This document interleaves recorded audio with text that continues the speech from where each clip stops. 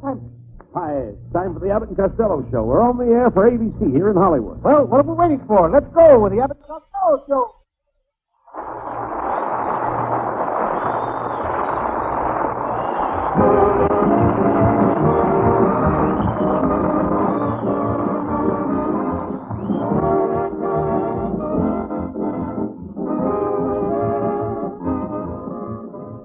All right, Costello, come back here into the studio. What are you doing out there in the alley fighting with all those kids? Well, it ain't my fault, Abbott. Since I've been doing my Sam Shovel Detective series on a year, I've become so famous that I have to fight with the kids over my autograph. Were you fighting with those kids over your autograph? Why? They don't want to take it.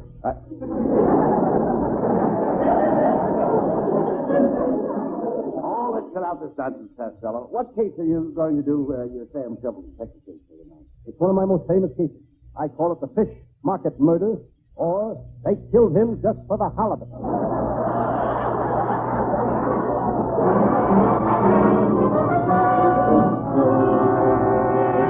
Now, the makers of Scrapo Shaving Cream present Sam Shovel, Private Detective. Scrapo does away with shaving altogether. No brush, no lather. Just rub Scrapo Shaving Cream on your face. Your whiskers grow inside your mouth, and you can bite them off. Scientific laboratory tests prove that more doctors smoke Scrapo than any other shaving cream.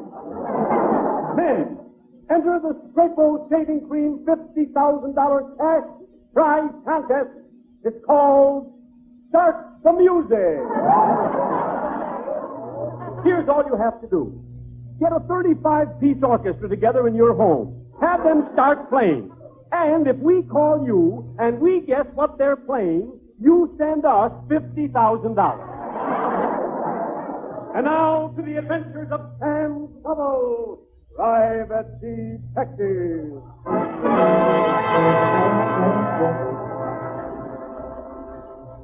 Yes, I'm Sam Shovel. Sam Shovel, Private Detective. People ask me how I became a detective. I guess it came natural. I've always liked to follow people. When I was a kid, I always followed girls. I don't know why I did it. Now I'm growing up, and it's different. I know why I did it. Things are quiet in my little office, so I decide to brush my teeth. I remember my dentist's advice. Brush the back of your teeth. So I brushed the back of my teeth the hard way. The hard way. I stick the toothbrush through my ear. I walk over to the pencil sharpener on the wall and start turning the handle. I realize I have forgotten something.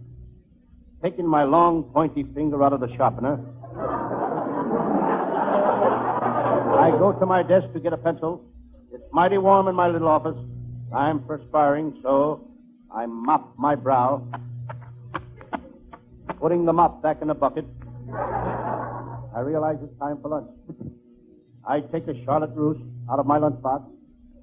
I had just finished the Russe, settled down to enjoying Charlotte.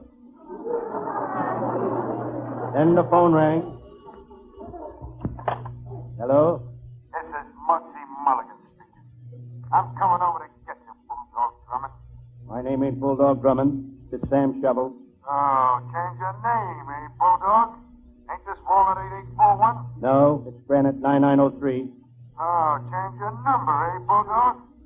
Is your office still in the Tower Building? No, it's in the Star Building. Oh, change your address, eh, Bulldog? Well, I'm coming over there and rip off your clothes. I'll tear off your coat. I'll tear off your shirt. I'll tear off your long red underwear. I don't wear long red underwear. Oh, change your underwear, eh, Bulldog?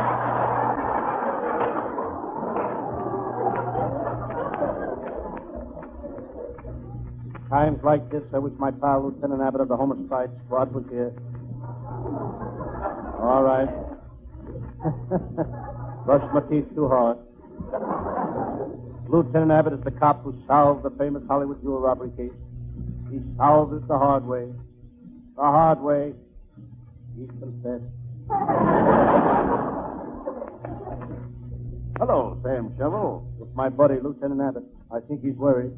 He's wrinkling his brow and screwing up his face. You don't have to wrinkle his brow. His face is screwed up the way it is.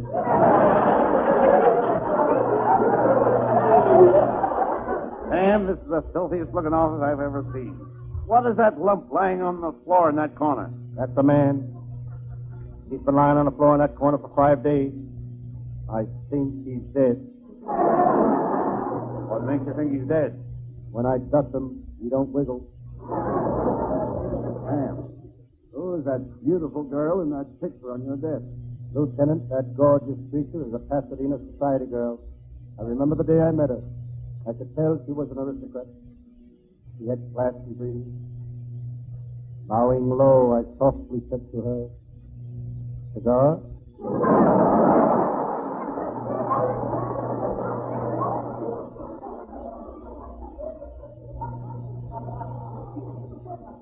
What did she say? Thanks. I'll smoke it after dinner. Look, Sam. Somebody threw a rock through the window. I'll examine the window. This is worse than I thought. What is it? The window is broken on both sides. Nonsense, Sam. What does the note say? It says that you two guys are smart. You'll start traveling right away. Who's it signed by? The Santa Fe Railroad.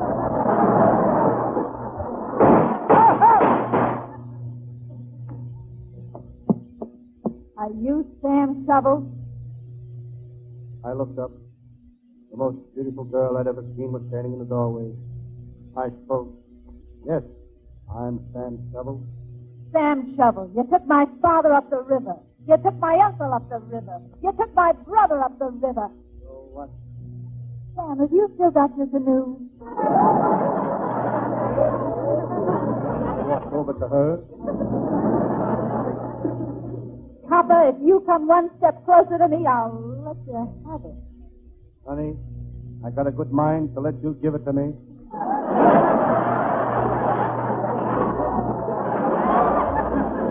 Sam Shovel, you're a brave detective. I love fearless men. Come to my arms, Sam. I'll give you a kiss that'll make your head spin. Come here.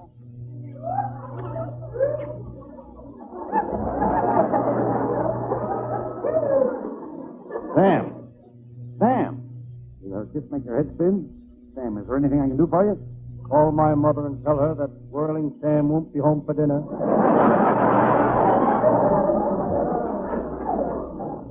Enough of this nonsense. Miss, why have you come to Sam Shovel's office? There are two mugs who are trying to kill me. I live in a big house all alone. And I want you, Sam Shovel, to guard me. Sam, you can stay in the garage and guard me while I'm in the house. I'll take the case. Sam, you idiot. Don't you realize that those two monks find you in the garage? They're liable to kill you. They find me in the garage. I deserve to get killed.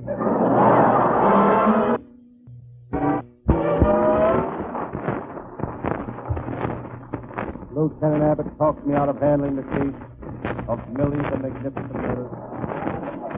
I'm alone again in my little detective office. I glance at the headlines in the papers. 3 crooks wanted in Los Angeles.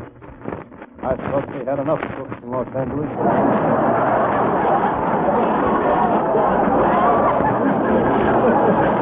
I get all kinds of cases in this detective office. Last week I investigated the case of Hagemar, the banker. He committed suicide.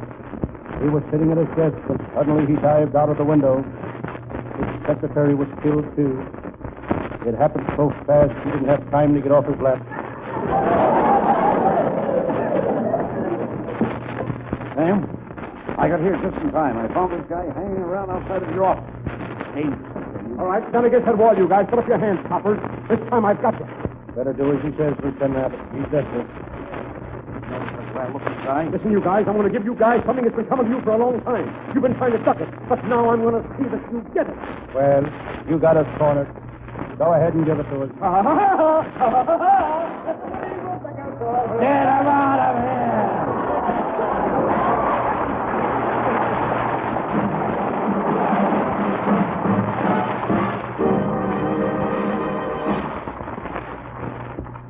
Now, before Abbott and Costello have their final flick, we bring you one more thought on this subject.